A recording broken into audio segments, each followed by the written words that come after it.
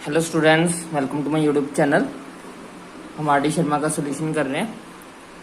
हमने last video lecture में exercise 3.4 complete की है। आज हम एक्सरसाइज 3.5 शुरू करेंगे।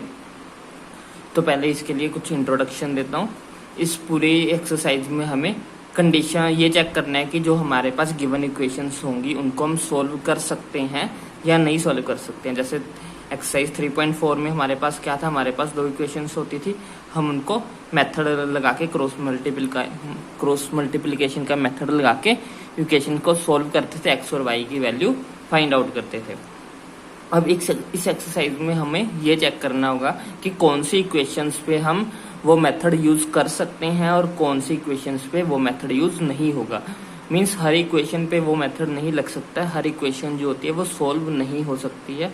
कुछ कंडीशंस होती हैं, अगर इक्वेशन उन कंडीशंस को फॉलो करेंगी तभी हमारे पास एक्स और वाई की कुछ डेफिनेट वैल्यूज आएंगी। अदरवाइज हर बार एक्स और वाई की जो वैल्यूज है वो डिफरेंट हो सकती हैं। तो हमें जब हम method by the method of substitution से हमें कोई इक्वेशन सॉल्व करनी हो या फिर मेथड ऑफ क्रॉस मल्टीप्लिकेशन लगाना हो, तब हमारे पास उसमें हमने देखा था कि y और x की एक फिक्स वैल्यू आती है।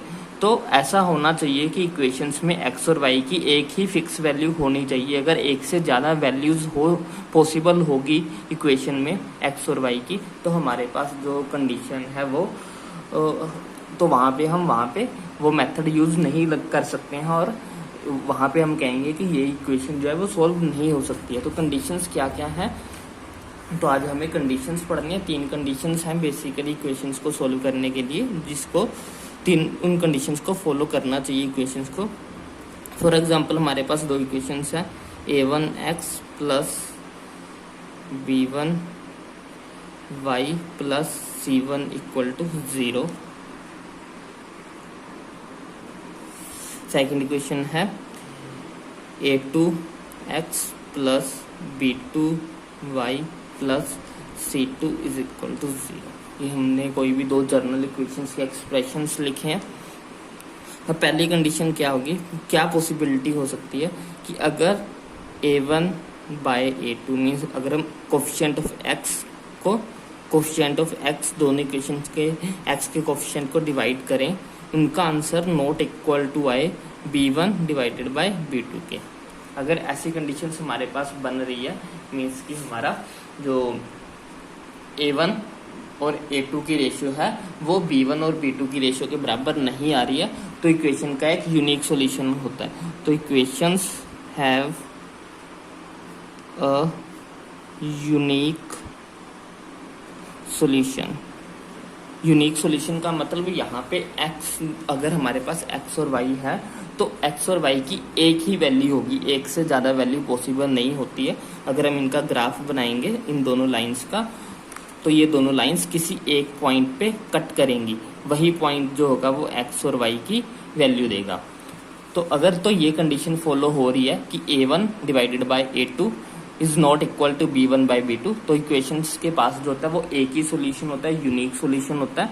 और वो हमें x और y की वैल्यू कहाँ पे मिलती है, जहाँ पे भी दोनों इन लाइंस में एक दूसरे को इंटरसेक्ट करती है। और यूनिक सॉल्यूशन निकालते कैसे, हमारे पास दो मेथड हमने पढ़े हैं, एक मेथड ऑफ सब्स्टिट्यूशन का और एक मेथड ऑफ क्रॉस मल्टीप्लिकेशन का। तो अगर तो इक्वेशन के पास यूनिक सॉल्यूशन आ रहा है, तब हम उन दोनों मेथड्स को यूज करके x और y की वैल्यू फाइंड आउट कर सकते हैं, क्योंकि यहाँ पे एक ही वैल्यू है, यूनिक वैल्यू है, मीन्स सिर्फ एक ही वैल्यू पॉसिबल है x और y की। तो और सेकंड है हमारे पास, अगर हमारे पास a1 और a2 की रेशियो इक्वल टू आ जाए b1 b2 की रेशियो के साथ, इक्वल टू आ जाए c1 और c2 की रेशियो के साथ, तो यहाँ पे क्या होता है, इक्वेशंस के बहुत सारे सॉल्यूशंस होते हैं। Equations have infinite many solutions।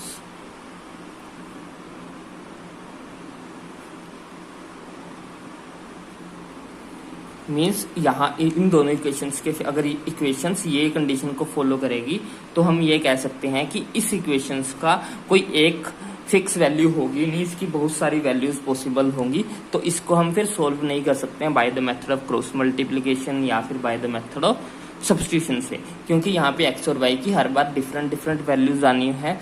तो यहाँ पे एक वैल्यू नहीं है, बहुत सारी वैल्यूज पॉसिबल होगी, इसलिए हम इसको सोल्व नहीं कर सकते। अगर आप इसका ग्राफ बनाने की कोशिश करोगे तो आपको दोनों लाइंस जो है वो एक ही लाइन के ऊपर दिखाई देगी, क्योंकि दोनों की रेशियो जो है वो ऑलमोस्ट सेम आ रही है, तो ऑलमोस्ट नहीं सेम ही है, तो इसलिए दोनों की दोनों लाइंस एक ही लाइन के ऊपर होगी, एक ही लाइन की इक्वेशन होगी वो दोनों, बस दोनों अलग अलग फॉर्म में लिखी होगी वो इक्वेशन एक ही लाइन से। तो जब ऐसी कंडीशंस आती है तो ये दोनों इक्वेशंस जो है ये एक ही लाइन को रिप्रेजेंट कर रही होती है। और उसके बाद हमारे पास थर्ड कंडीशन है। थर्ड कंडीशन में हमारे पास है कि हमारे पास अगर A1 और A2 की रेशियो इक्वल टू हो B1 और B2 की रेशियो के साथ, बट नॉट इक्वल टू हो C1 C2 की रेशियो के साथ, तो इक्वेशन के पास कोई भी सॉल्यूशन नहीं होता, नो सॉल्यूशन। नो सॉल्यूशन मतलब इसकी कोई भी वैल्यू आती ही नहीं है, क्योंकि यहाँ पे जो ग्राफ बनता है यहाँ पे दोनों लाइंस एक दूसरे के पैरेलल होती है, दोनों लाइंस पैरेलल होंगी, इसलिए दोनों से हम कोई भी एक्स और वाई की वैल्यू निकाल ही नहीं पाएंगे। एक्स और वाई की वैल्यू कब आती होती है? एक्स और वाई की वैल्यू तब आती है जब कोई दो लाइंस आपस में आके मिले, मीन्स एक दूसरे को कट करेंगी, तभी हमारे पास एक्स और वाई की वैल्यू आएगी दो इक्वेशंस को सोल्व करके। इसीलिए हमारे पास पहले में आ रही है, क्योंकि एक ही पॉइंट पे कट कर रही है दो लाइंस, तो हमारे पास यूनिक सोल्यूशन है एक्स और वाई का। सेकंड में वो कहीं पे कट कर ही नहीं रही थी, वो एक ही लाइन थी, तो हमारे पास बहुत सारे सोल्यूशंस हैं। थर्ड में हमारे पास दो इक्वेशंस हैं, वो लाइंस जो है वो पैरेलल हो जाएंगी, वो कभी भी एक दूसरे को कट नहीं करेंगे, जिसके कारण हमारे पास कोई भी सोल्यूशन जो है इन इक्वेशंस का पॉसिबल होता ही नहीं है।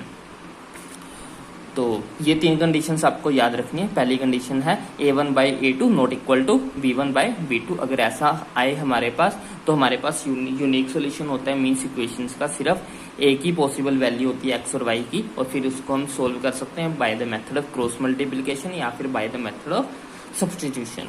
अगर हमारे पास A1/A2 not equal to A1/A2 is equal to B1/B2 is equal to C1/C2 आ जाए, तो इसका मतलब ये है कि दोनों इक्वेशन जो है वो एक ही लाइन की है, इसलिए इसके बहुत सारे सॉल्यूशंस होंगे। थर्ड कंडीशन है कि अगर हमारे पास A1/A2 की रेशियो इक्वल टू हो B1/B2 के, लेकिन नॉट इक्वल टू हो C1/C2 के, तब हमारे पास कोई भी सॉल्यूशन होता नहीं है, क्योंकि दोनों लाइंस पैरेलल हो जाती हैं और वो कहीं भी एक दूसरे को कट नहीं करती हैं, जिसके कारण हमारे पास एक्स और वाई की वैल्यू आती नहीं है। आई होप आपको इंट्रोडक्शन समझ में आई होगी। तो इस पूरी एक्सरसाइज में हमें बस ये तीन कंडीशंस ही चेक करनी है। तो अगर आपको वीडियो पसंद आई हो तो आप इसे लाइक करें, शेयर करें और चैनल को सब्सक्राइब करें। एक्सरसाइज हम नेक्स्ट वीडियो लेक्चर में शुरू करेंगे। Thanks for watching.